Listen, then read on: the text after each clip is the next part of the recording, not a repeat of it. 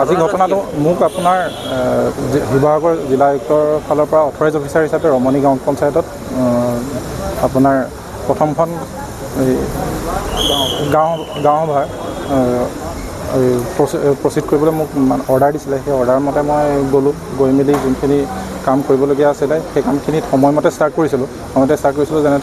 যেনেকৈ আমাৰ যোনখিনি প্ৰচিডিঙত আছিলে যে আপোনাৰ ওথ টেকিং, এটেণ্ডেঞ্চ, তাৰপিছত তেওঁলোকৰ পৰা আমি ডিক্লেৰেশ্যন দিছোঁ ৰিজাৰ্ভেশ্যন চিট আছে নেকি, সেইখিনি অকল আমি যোনটো ৰুমত কৰিছিলোঁ সেইটো ৰুমত আমাৰ অকল যোনখিনি নৱনিৰ্বাচিত সদস্যা আছিলে তেওঁলোক আছিলে, তাৰপিছত অফিচৰ মই আৰু অফিচৰ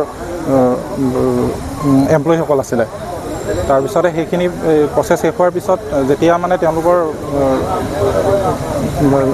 সভাপতিৰ কাৰণে আমি যেতিয়া মানে নমিনেশ্যন বিচাৰিলোঁ, নমিনেশ্যন মানে দুজনক চিলেক্ট কৰিলে, দুজনৰ মাজত পাঁচজন ভোট হ'ল। পাঁচজন ভোট হোৱাৰ কাৰণে তাৰ নেক্সট প্ৰচিডিউৰটো এতিয়া পাঁচজন হ'ল। এতিয়া লটাৰী নহ'লে টছ, তেনেকুৱা এটা পৰ্যায়লৈ গুচি গ'ল। এতিয়া তেওঁলোকৰ 5জনে বিচাৰে লটাৰী, 5জনে বিচাৰে টছ হোৱাটো। এতিয়া পাঁচজন হৈ থকাৰ কাৰণে কথাটোতো তাৰ চলিউশ্যনটো একো নোলায়। সেইটো কাৰণে যে কি বুলি ক'লে, আপোনালোকৰ মাজত যদি মিউচুৱেলি যদি কিবা মীমাংসা কৰিব বিচাৰে আপোনালোকে সময় লৈ লওক, অলপ কৰি লওক। তাৰপিছতে সেইখিনি তেওঁলোকে তাতো একো মীমাংসালৈ নাহি তাৰপিছতে আমাক জিলা পৰিষদৰ লগত ডিছকাছ কৰোঁতে ক'লে যে অফিচাৰ হিচাপে আপুনি যি ডিচিশ্যন লয় সেইটোৱে ফাইনেল ডিচিশ্যন। সেইকাৰণে মই ডিচিশ্যন ল'লোঁ যে চিটপট মানে কইন টছ হোৱাতকৈ লটাৰী হওক, চিট টনা হওক, সেইটো কৰিব লওঁতে তাৰপিছতে তাৰে এজনে ক'লে ৰ'ব আপুনি 5 মিনিট ৰ'ব, আপোনালোকে BDO ছাৰৰ পৰা ফোন আহিব। তাৰপিছত সেই বুলি কয় আমিও ক'লোঁ যে 5 মিনিট আপোনালোকে আকৌ ডিছকাছ কৰি লওক যদি হয়। তাৰপিছত তেওঁ বাহিৰত ওলাই যোৱাৰ পিছত কি হ'ল সেইখিনি কথা আমি অৱগত নহয়, আমাৰ সেইখিনি ৰুমত নাই। তাৰপিছতে অলপ বাহিৰত চাগে চিটুৱেশ্যনটো ল' এণ্ড অৰ্ডাৰ চিটুৱেশ্যন টাইপৰ হ'ল। সেইখিনি হোৱাৰ কাৰণে মানে আজি সিমানখিনিয়ে আজি মানে কমপ্লিট নহ'ল, যোনটো প্ৰচিডিউৰটো কমপ্লিট নহ'ল। আজি থানাত এতিয়া আপোনালোক নিজে আহিলে নে আৰক্ষী ফালৰ পৰা মতা হয়? আমাক সুধিবৰ কাৰণে তাৰ চিটুৱেশ্যনটো কি হৈছিলে সেই মতা হৈছিলে আমাক।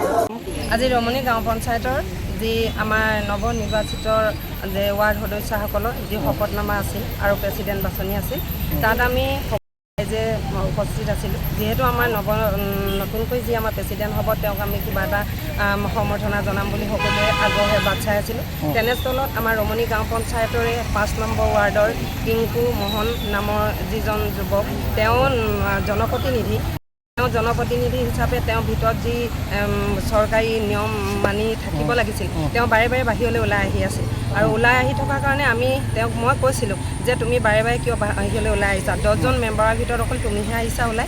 তেতিয়া মানে তেওঁ মোক ইমান জোৰছে এটা চোঁচা লৈ গৈ মাত্ৰ মোক এই 2-3 আঙুল মানে আছে মোক মাৰিলে বুলিয়ে ধৰক, তেওঁ মানে মোৰ ওচৰত চোঁচা মাৰি গৈছে, বহুত দূৰৰ পৰা তেওঁ মোক চোঁচা মাৰি গৈছে, কিয় এনেকৈ ক'ব। তেতিয়া মোৰে ভগ্নী এগৰাকীৰ ওচৰত আছিল, তেওঁ ক'লে তুমি কিয় এনেকৈ কৈছা, আৰু তেওঁ মানে তাক মাতি পিনি আনিলে। ময়ো উঠি গ'লোঁ, তুমি ৰ'বা ইয়াত, তুমি কিয় মোলৈ চোঁচা মাৰি আহিলা, মই তোমাক কি ভুল ক'লোঁ, মইতো তোমাক একো মিছা মতা নাছিলোঁ।